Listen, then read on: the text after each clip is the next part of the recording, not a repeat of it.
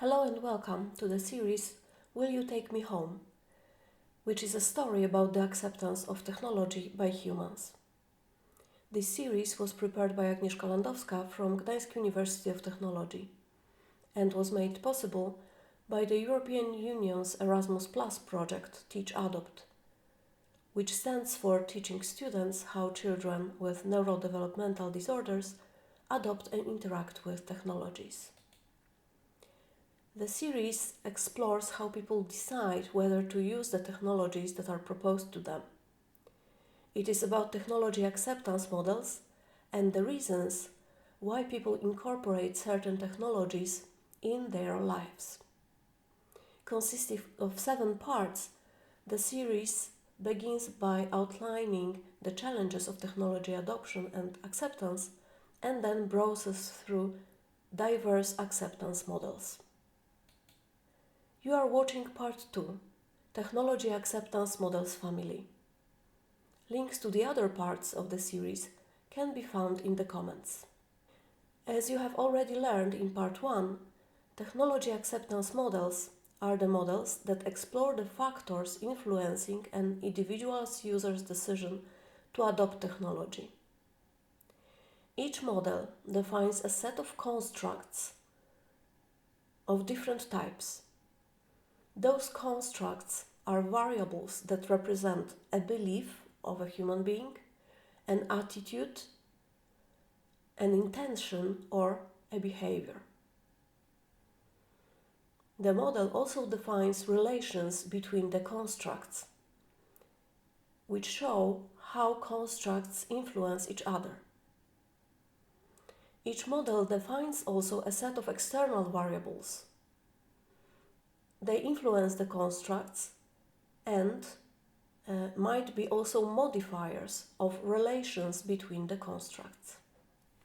There are 5 main technology acceptance models. The first one, simply called Technology Acceptance Model, was proposed by Davis in 1986 and then was a little bit modified by the same author in 1989. Then an extension was proposed by Davis, who also cooperated with Venkatesh, and they proposed the model TAM2, and this means that was Extended Technology Acceptance Model, and it was proposed in the year 2000. Then, in chronological order, again, Davis with Venkatesh and additionally with Morris proposed the unified theory of acceptance and use of technology, which meant to combine TAM2, and some other psychological concepts. Then Venkatesh and Bala further extended the TAM model, creating TAM3, Extended Contextual Technology Acceptance Model. Finally, some researchers tried to again revise and unify the approaches, and they proposed the UTAUT2, which is the Unified Theory of Acceptance and Use of Technology 2, in 2012. Let me just now show you this family one by one. We start with the basic technology acceptance model. As you might see, there are 5 constructs in this model. The first construct is the perceived usefulness of the technology.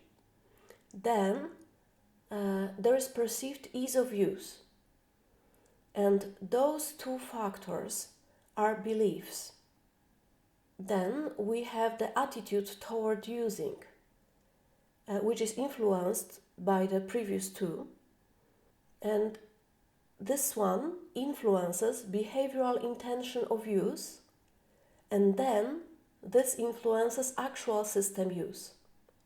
Please see here that we have beliefs, then they influence attitudes, then they influence intentions, and then they influence the actual behavior.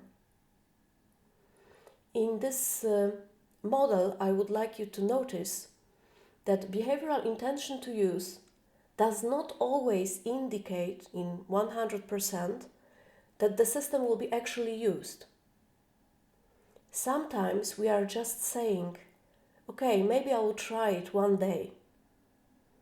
Or, yes, I'm willing to try it.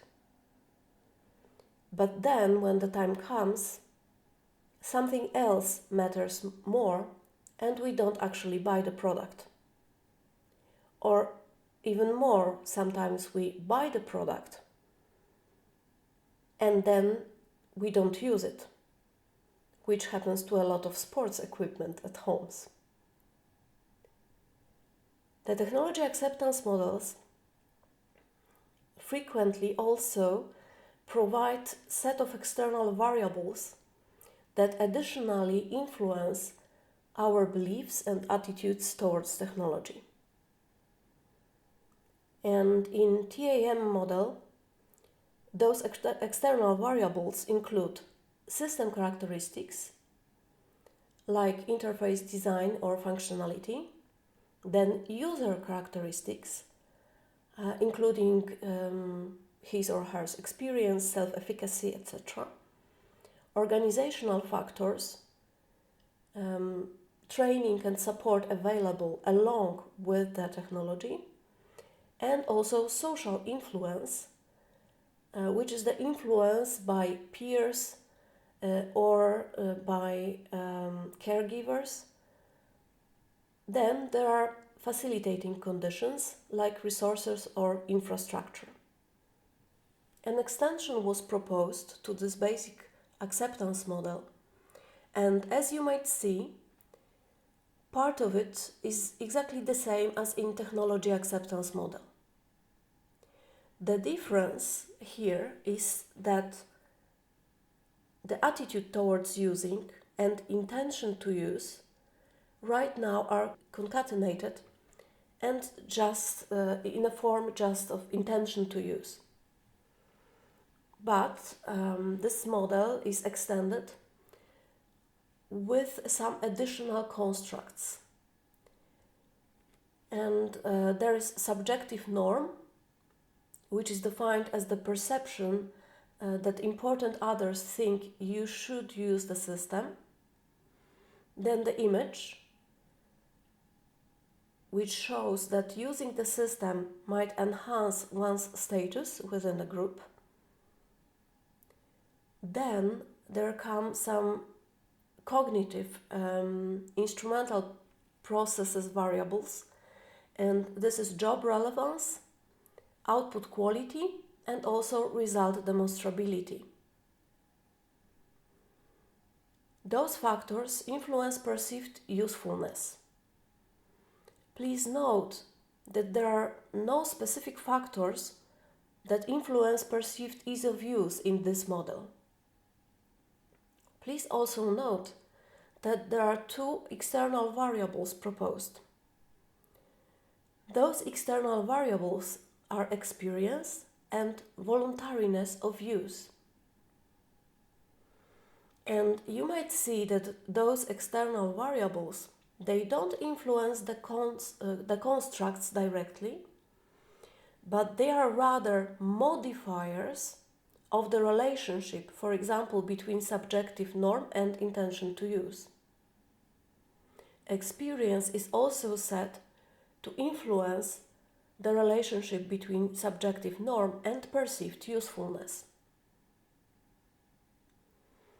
This model was further extended to create TAM3 model.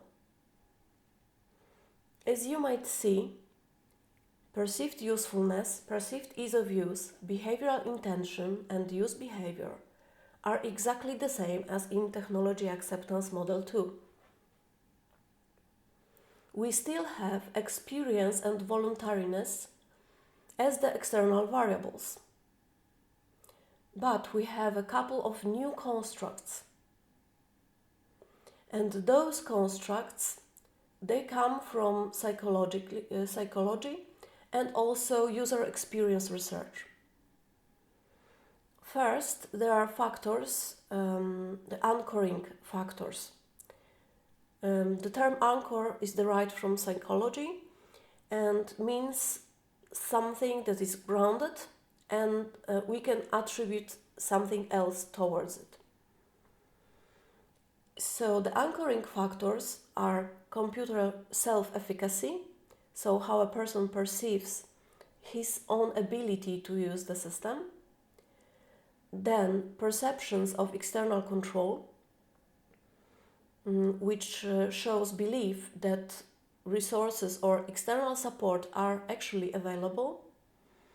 Then the computer anxiety and computer playfulness, which are quite opposite factors. And then, with regard to adjustment, perceived enjoyment and objective usability were also added. Please also note that in this TAM3 model, experience and voluntariness are modifiers for most of the relationships.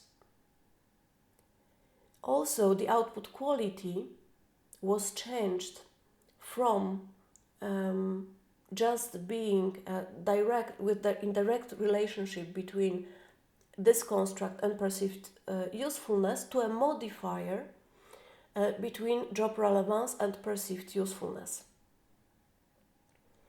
What does it mean? What does it mean that there is a modifier in the model?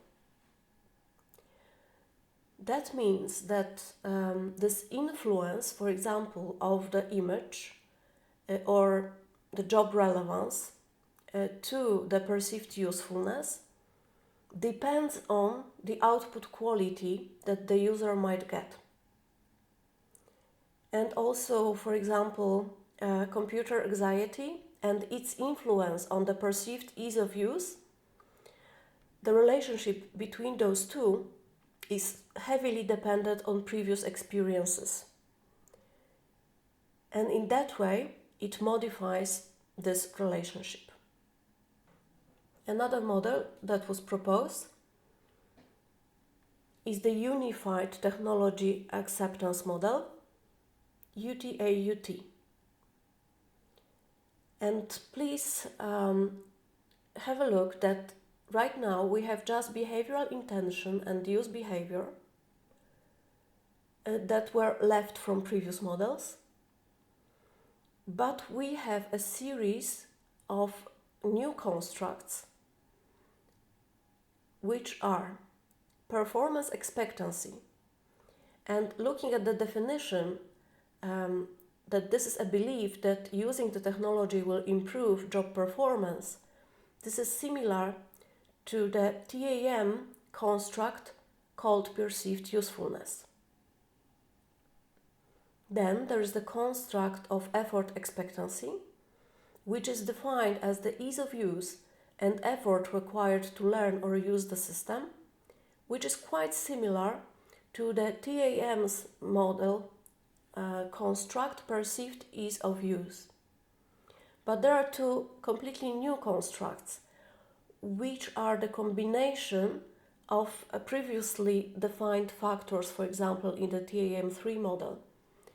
And that is social influence, which is the perception that others that are important to us think that we should use the technology. And there are also facilitating conditions which show the availability of resources and support to use the system effectively. The previous models, but even more this model, emphasizes that those facilitating conditions are important. And they really are. With some technologies, the main doubt that the user has is whether I will be able to use the system, and if not, will there be anybody that could help me to use the system? This is one of the reasons why the elderly frequently don't adopt the technology even though they perceive it positively. Okay, what if something will go wrong? Can I call you? Can I have support? Can somebody come home and fix it? And this is the support that they are actually requiring. Please note that in this UTA-UT model, there are 4 moderators. And these are age, gender, experience, and voluntariness of use. This model, as the first one among those models, takes into account demographic factors of the user. So they say that depending on the age and gender, there are different relationships, for example, between performance expectancy and behavioral intention. And the same happens with all the other relationships. Those were actually measured and were found to be true. Another model that was proposed is again extended, the previous version, creating the UTA-UT2. And as you might see, gender, age, and experience are also there, but voluntariness was skipped as an external variable. Please also note that those moderators, such as gender, age, and experience, they don't only influence the relationships between the constructs, but they also influence specific constructs. And for example, performance expectancy is moderated by age and gender. Effort expectancy is moderated by age, gender, and experience, while facilitating conditions are moderated by age and experience. This model was designed for consumer technology adoption rather than organizational context. And this one adds some hedonic and behavioral factors to improve predictive power of the model. The new constructs in UTA-UT2 model includes hedonistic motivation, defined as fun or enjoyment derived from using technology, then price-value factor, which is a trade-off between benefits and monetary costs, and then there is a habit, which is a construct that shows extent to which behavior becomes automatic through learning. As you might see, the external variables modify most of the relationships in this model. To sum up this acceptance of technology models family, just a simple comparison showing actually applicability of the models. The original TAM model, although old, still is the most frequently used model, and the constructs from the original model are still valid. They say this is the best model for the early stage evaluation of information systems, but it ignores social influence and contextual factors. The TAM2 model is better for organizational settings, where social influence and job relevance matter. The new constructs include subjective norm, image, job relevance, and output quality. The TAM3 model is best for situations where the ease of use determinants are critical. And it includes long-term adoption that is influenced by experience and psychological factors. The first unified model is best for broad organization context with mandatory or voluntary use of technology in enterprises or public sector. It explains up to 70% variance in adoption.